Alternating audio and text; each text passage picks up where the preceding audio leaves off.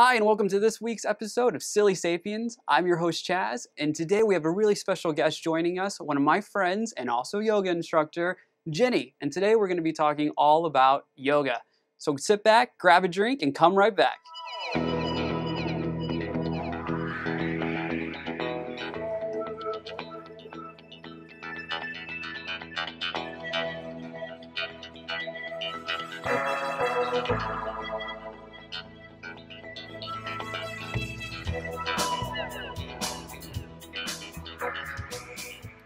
Welcome back. Hi, Jenny. Thanks for being with me. Thanks for having me. I'm so happy to be here. I'm happy to have you here. So we're talking about yoga and the history of yoga. You're a yoga instructor. Is that the proper term? Yoga instructor, teacher? Yeah, I would say yoga instructor. I like to say yoga guide. Yoga guide. Yeah. That makes sense because you are guiding us through the practice. Yeah. I mean, I guess it's interchangeable with instructor, but it is more of a guide. Yeah, I like to think of it as a guide because ultimately, you know yourself best. I'm just guiding you to find your inner voice and your inner mind, basically. Interesting. Yeah. So how long have you been practicing yoga altogether? Well, on and off, I've been practicing since I was in college, but I would never really commit to it. Mhm. So just, a few months here, take some time, a few months there. But I realized it kept sticking with me. Mhm. And after a while, I was like, there's a reason why. And then I finally started delving really into consistent practice, and that's when things really started to change. So yeah, it's been like kind of an on and off love affair. Right. Because when you were in college, being a yoga guide was not in the cards at that time that you thought was going to be the future, right? Absolutely not. I was only studying art. And then, so how did you end up getting into becoming a yoga guide? Well, yoga and the practice of yoga and meditation was really instrumental in helping me heal through some lifelong illnesses and just a lot of things that I had to deal with, like both physically and emotionally, to overcome like illness and just overall health. Right. And knowing that it helped me in that way, I'm like, this is something that can really help other people. And that was part of the reason why I decided to become a yoga instructor / guide, because so many people can benefit from this practice, not just physically, but also more so, actually, internally. So It's so interesting you say that. Ginny and I, throughout me practicing with her, I've had issues come up with my wrist, and we've talked and come to find out we both broke the same arm, and we had all of these stories. And yoga, you were talking about going through illnesses. I kind of had the same experience. I was going through this really hard time in my life where I couldn't even, like, getting out of bed was a struggle. I mean, it was really hard because my body just was so stiff and I had no energy. I was constantly drained. And so at the very least, I was like, you have to do something. You have to try to do whatever you can to move your body because it's not good for it just to lay here all day. So I'd turn on Jane Fonda and she would have her like yoga for seniors, and I'm like, I should be able to do that. And so in my room, I would just turn her on and I would go through the practice with her, and it would genuinely help. I mean, it would, if anything, at the very least, it loosened me up. It got my mind off of what was going on and allowed me to maybe go internal more so, and not such a negative way where my head probably was before, just laying in bed thinking about. Yeah, so it's interesting. Of course, we would have a similar story. So you got it. You were originally in art, and then you stumbled across an opportunity to become an instructor, or did you seek it out? I actually didn't seek it out. I sought out to only deepen my own practice. Mhm. So that's actually why I enrolled in teacher training, because I realized all the things that I would learn would actually benefit my own practice. So I went into teacher training really only wanting to Be selfish? Yeah, a little bit. But it's through the self that you realize that you really want to help other people, Right. because you can help yourself. Mhm. At least that's how it was for me. So I went into it really just wanting to deepen my own practice, but I came out of it realizing I had this love of teaching and Mhm. sharing it with people, and luckily too that I was okay at it. Yeah, she's really good. That I was okay at it, and I enjoyed it. And it's really a means of connecting people, not only to each other, but also to themselves, most importantly. So to become a yoga guide now, what's the process? What do you have to do? How does your average Joe go from just being a practitioner to? Well, the most common way is to enroll in a 200-hour training, and a lot of studios actually offer them now. They've become quite, I don't want to say in vogue or trendy, but it is true. Like, people are really realizing that people either want to deepen their practice or help to spread the yoga love. So 200 hours is the minimum of training that you need to have in order to be certified to teach someone. But to be quite honest, I don't feel like 200 hours is enough. Yeah, it's like once you open that box, it's like Pandora's box, you realize there's so much more there. Right. And the more you learn, the more you want to learn. Interesting. So what is the biggest change that has come to your life, or I mean to your everyday life, since you've been practicing and teaching yoga? Do you believe? Wow, that's a pretty loaded question. Probably the biggest change is just really allowing everything I already knew was there to come to the surface. Some people want to call it courage, which I respect that as well. And some people, it's just more of an innate connection with what was already there. And for me, I think it was both. Like courage in the sense of being able to show people what was underneath, but also just knowing that it's okay to share, you know? So that's probably, if I had to generalize, that's probably what I would say. It's a great answer. Okay, so let's dive into the history of yoga. What is, when you were going through all your training and all your studying, what have you found out? Where did it come from? What started it? Oh my gosh, there's so much. I think the thing that I enjoyed learning most about was part of the reason of why I also came to yoga was, you know, all of these poses, these asanas that we do. So asanas are the physical poses that we practice, which is visible to everybody's eye. That's the most connectable thing for most people because you can visually see it, you see people practicing. But for me, what attracted me to yoga was meditation. And through my studies, I realized that yoga was created to help people meditate, so that people could sit in stillness and not necessarily clear their mind, but focus their mind. Because meditation isn't about emptying your mind. It's about being able to focus your thoughts. And I think that was the most interesting thing for me. As you dig further and further back into the history of yoga, that's really where the root of it came from. Yeah, it is interesting. When we were talking one day after class, you kind of brought that to the forefront of my mind because I never really thought about it. But it's true. Sometimes when you're in these poses and you when you're teaching it, you remind us of it, is you're having to focus everything, push through the pain, push through with the uncomfortable, say pain, but uncomfortableness that you're having. And maybe when we're in Warrior 3 or something like that, and it's a more intense pose, your brain at that moment in time, it can't think about what you're going to have for dinner or what you're going to do right after. You're having to be very present on that pose and just to get through it, and then breathing, what comes in. That pre-yoga, when I would go and lift weights or do something like that, I was never great at breathing with it. Anybody I ever worked out with was like, Chaz, breathe, breathe, breathe. And I remember even years back in middle school or something, I had a football coach that when we were doing calisthenics or something, I don't remember what, but he would obviously even be like, breathe, breathe. If you're not breathing while you're exercising, his was his words, you're pissing in the wind, essentially. And it never really stuck with me. It was never really something I could better myself with. I was conscious of it.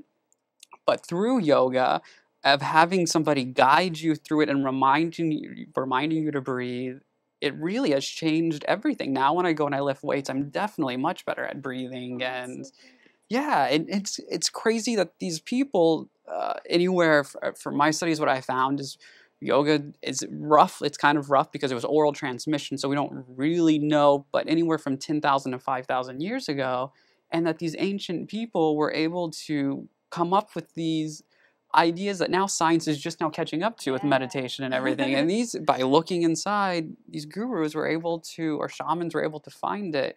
And I looked at meditation. I was trying to say, okay, when did we just say, okay, I'm going to sit here and I'm going to try to quiet the mind or to focus on something? And the theories that I found that are out there are, maybe the hunter and gatherers, when they're out and they're having to coming back exhausted from their hunts, and they would kind of just sit by the fire, and their mind would automatically kind of go into that from exhaustion, and then they would realize this new state of consciousness. Maybe they would hallucinate or something else, and So cool. I yeah, didn't realize that at all. I know, it's interesting, right? I mean, and somehow that they would pass it down to their people. I imagine, I mean, life was probably much harder back then when you're having to go and try to hunt for your food, but the fact of meditating seems like it would be easier then, because you don't have the distractions of everything that we do now in our lives of, okay, is my phone going to go off now? Am I getting tired? We have such ADD brains now versus them. They had lots of time on their hands just to sit in a cave in front of a fire, and imagine focusing on the fire or something like that made it a little bit easier. But yeah, so then traveling up to yoga, they found these seals that, again, date back somewhere between 10,000, 5,000 years ago, that show either they were shamans or maybe the hunter and gatherers after their kill, that for maybe they were sitting in a ritual. We don't really know, which is our interpretation of this scroll that we found that's actually chiseled in a piece of rock, and he's sitting in what looks like a modern day meditation pose. And then, anything that they killed was way more sacred. They were way more part of the earth. Nowadays we get our food from McDonald's or whatever. We have no connection with the cow or whatever it may be. But then it was very connected. They saw the life drain from it, and they had rituals when they would have this kill for their whole tribe. And they think that that's kind of, these shamans, when they were trying to enter these different states of consciousness to be more with the divine or the universe, whatever their perception was, they would sit in these poses and reach those meditation trances and stuff, which is interesting. And then the Rig Veda makes mentions of it in certain hymns, but not quite like the yoga we have. A little bit different, and that was around 1200 BCE, or roughly 1500 and 1200 BCE, and Sanskrit. So when you're in class and you're saying all the things that I'm in my head, I'm like, what'd she call me? Is that Sanskrit? Yeah, so there's always, so because it came from India and because it came from the Vedics, this was transcribed through Sanskrit, which is no longer a modern language. Probably the closest modern languages to Sanskrit are Indian, from India, and languages like Indonesian, Malaysian, so Southeast Asian culture languages. There's a lot of crossover to Sanskrit, but it's not a spoken language anymore. You can still learn it in academia, like collegiate environments, but yeah, they're the names of the asanas. So there's translations to obviously English. That's how Westerners learn it. But when you go to India and study, you learn Sanskrit, and you learn it in training so that you can help spread traditions of yoga, because a lot of these pose names actually have meaning behind them. Interesting. Yeah, so for example, the warrior poses, the names actually also talk about how these warrior poses came to be. So it's good to know. How did those, where did, when I'm thinking, or when we're in Warrior 3, who did sign that name to it? Was that more modern, or was that closer to this time, or in the middle of this? Or? Well, the name is Virabhadrasana 3, but it tells a tale of the god and how this pose came to be. So it's actually, I'm going to paraphrase because I'll probably kill the story. No, it's okay. And I don't want to do that for the traditional. But it's basically the three warrior poses come from an old, a story of God slaying. And basically the poses come, so warrior 1, when your arms are up, he's rising up with his swords. Warrior 2 is him crossing his swords across to slay. And warrior 3, when you go forward, your arms, and the full expression of warrior 3, it's actually the swords piercing and killing someone. Interesting. So again, I'm paraphrasing. I really dumbed it down. Right. But if you're interested in knowing that, I'll definitely send you a link on the story because it's fascinating. And downward dog, is that literally from observing dogs, and they were like, that's the pose they do, or that? That's up for debate. Some people say yes, some people say no. I like to interpret it as a yes, because a lot of these poses, they come from things that the yogis saw, the Vedics saw in life. So you see a lot of them are named after live animals or nature, Hmm. and it was also them connecting with nature. Of course, again, in modern day, everything is debatable. So some Right. people learn it and then they're like, no, I don't think that's true. Or and other people are like, that's absolutely where it came Hmm. from. So again, depending on how and where you learn it from, Right. if you're very traditional, you might think one way. If you're more of a modern yogi, you might think another way. Yoga in Sanskrit means union, or like that's It means to yoke. to yoke, Yeah. and it's like the yoke was what connected the animals to the chariots, right? And Which is also when they're tilling land, like oxen or hmm cows are like yoked. But in yoga, you can look at it in a lot of ways. You're yoking the mind to the body. You're hmm yoking the spirit to the mind. You're yoking the heart to what you're doing. hmm You're yoking your pose to the ground. You're yoking each other's Right. energies. Like there's so many ways you can, at least how I think of it, there's so hmm many ways where you can interpret this union, this yoking. And I think it ultimately, for me, translating it to modern times, it's about connection. hmm we were kind of going. We'll kind of sum up the history a little quicker, but the next big thing that we have is Alexander the Great comes around the 4th century BCE, and he has a companion. I'm not even going to try his name because I'm not going to get it right.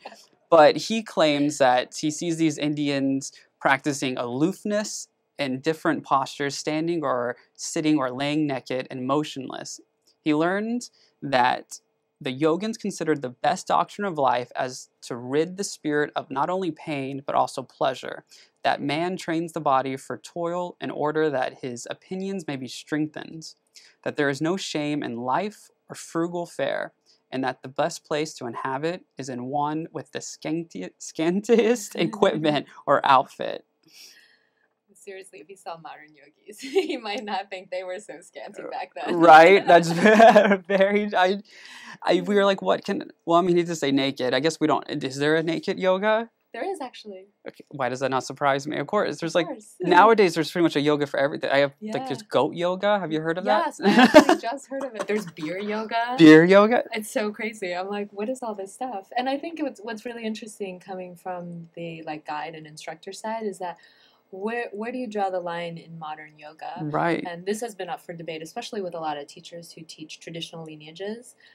They kind of think of it as bastardizing yoga, hmm which I definitely can see their point of view. But also, like you and I were talking about, we don't live in a time where all we can do is sit around and practice yoga or meditation. Like we live in modern lives where Right. we have to still function within what's here in our lives, which is why I also think a lot of these styles came to be. Do I agree with all of them? No, but I think any door that opens the practice to someone is a door worth exploring. Now, whether or not that door leads to enlightenment or meditation or anything like that, again, is also up for debate. Right. But I think it's a nice way to at least expose people, even if it is goat yoga. Right. Well, and, we're kind of going to perception. Coming into America, it didn't necessarily have the best perception either. We have a Swami. I can't even say his name. Vivekananda? Kananda? That's not bad. He came to the World's Fair in 1890, and it said like he took this boxcar across the country to get there, and he didn't really have his speech prepared or anything, but he just walks in, wings it, shows them poses, and people are instantly intrigued. And he gets a pretty well following, and he doesn't have too much of a hard time with the Americans getting pushback, although he was pretty outspoken about his distaste in Americans wanting to go to India and convert them over to Christianity. Their missionary work, he's like, no, they're fine. They're good.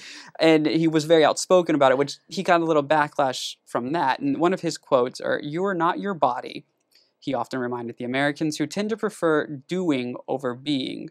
More distressing for some, with his other message was, "You are not your mind."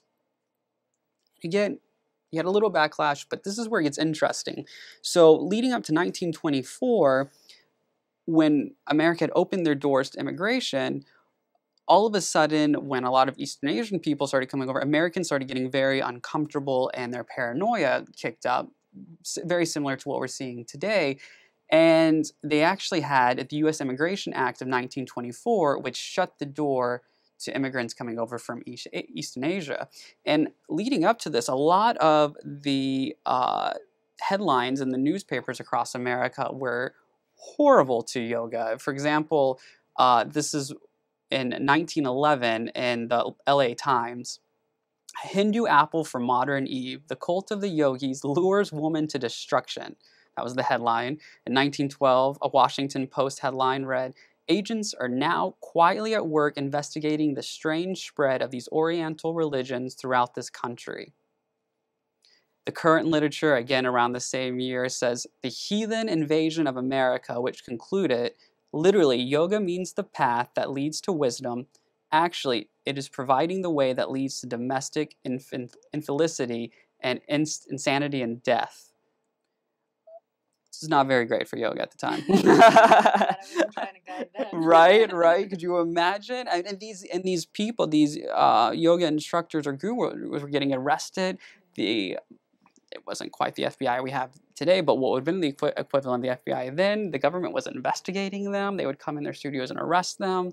And it wasn't until shortly right after this time, American students were still very curious and wanted to know about Eastern medicine and Eastern ways and meditation. And so they started going over to Asia and learning from the different gurus and then bringing it back to the States by writing books and manuals and guides. And then in the 1980s, it got a whole revolution, and America has now come up to where we are today talking about goat yoga and beer yoga, to where we have this transformation of it.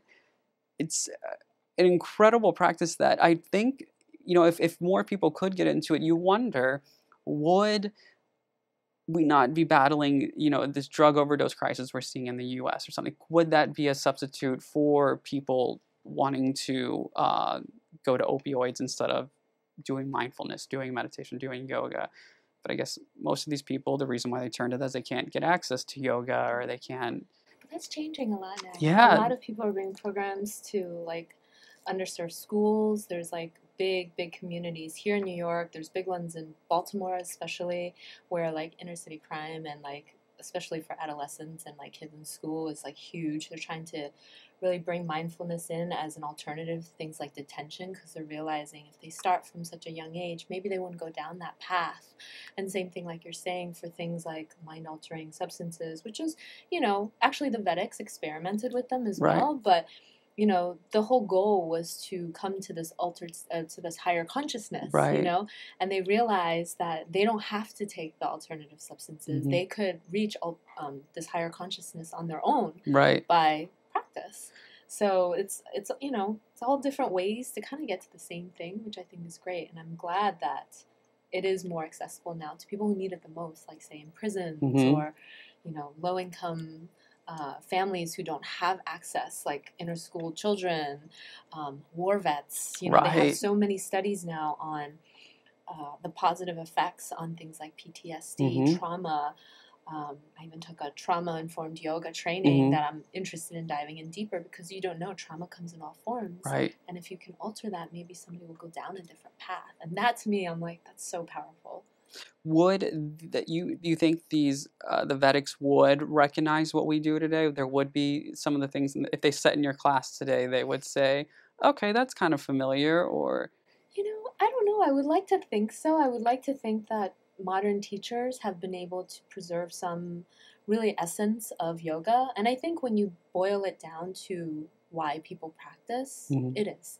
But you don't really know that until you ask people and really come to realize why they keep coming back. One of the things that I've always been curious about is what has struck with you, why do you keep coming back? You talked about the breath a little bit and how that's helped you connect with breath, but also why do you keep coming back? Yeah, that's a good question.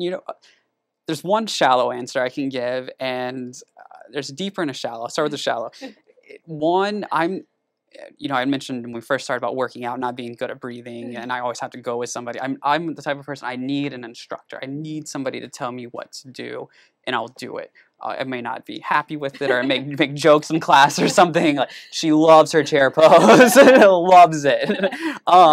So I might, have fun with it, but on my own, my self-control or my self-discipline, it's not there. I don't have that much of a drive to do it. I'm kind of I can take it or leave it. Practicing yoga on my own, probably wouldn't do it. I'm aware of myself to do that. I know that's something I should practice more and get better with. But showing up, having you there walking me through the process, and also being with everybody else. That I think is on the shallow level that keeps me coming back. On a deeper level, it has, as I mentioned earlier, even starting back with Jane Fonda, transformed my body. I mean, I've been able to do things with my body. It's not had as many aches and stiffness, and my extreme exhaustion has kind of gone away, and my breathing has gotten better, and you can see the improvement. I can feel the difference. Like, my balance is better. I mean, again, on their shallow thing, if you're wearing shorts and you're like, sometimes there's like, oh, thanks, Jenny, for all those chair poses. You know, like the instant gratification that you do get from it. You are able to see your practice at work, and being able to do crow pose or the headstand, or those type of stuff. Yeah, that I think is what keeps me coming back, because I mean, to be honest, I don't necessarily always enjoy every moment of it. I don't think you're supposed to, right? If you right, that wouldn't be if it was pure bliss the whole time. But it's getting past that bliss and getting past, like you were talking about, in that headspace. And so I think that is what resonates the most with me on that. Cool. Yeah. Thanks for sharing. Yeah, because it is very personal to everyone. And, I never wanted to ask you, like, after class, it's like you're on the yoga high. Sometimes you just, need to let that be. But, that's actually a really good way to kind of see, like, it is different for everyone. And it might start out as something very shallow, but don't be ashamed of it at all. Like, again, it's a doorway to the other stuff where you realize, like, hey, my body doesn't hurt anymore. Hey, I can sleep now. But those things come after the surface stuff. And this is also the part of the practice, which is why asana is only one of the limbs. And like I said, it's the one that you can see. But once you see that and you practice it, you start to see all the undercurrents of all of the other limbs of yoga, which is pretty amazing. Do you believe you have to be spiritual to be a yogi? I think oftentimes for maybe the average person, you find your spirituality through yoga. And maybe if you already were aware that you were a spiritual person, and spirituality to me has nothing to do with religion. It's, it's believing in a higher consciousness, which I think exists in everyone. But again, personal opinion. Right. No. So I don't necessarily think that people realize that coming in to practice yoga, but through it they discover it. Yeah, because it forces you to look inside yourself, and that's Buddha or any of those people say that's where you're going to find it, if you're going to find this. And I think through that's where you find your connection to everybody and all things. Interesting. Well, Jenny, thanks so much for coming on Silly Sapiens and enlightening us about yoga. We'll have to have you back and dive. So much more. I know. We just kind of skim the surface. There's only so much you can do in 28 minutes. Yeah. Hopefully, there's maybe some time where I'm sure we'll put up some pictures and stuff of us in action. And for you guys at home, stay tuned for the next episode of Silly Sapiens. Check out our Twitter page at Silly Sapiens, and we'll keep you updated on when it's going to air.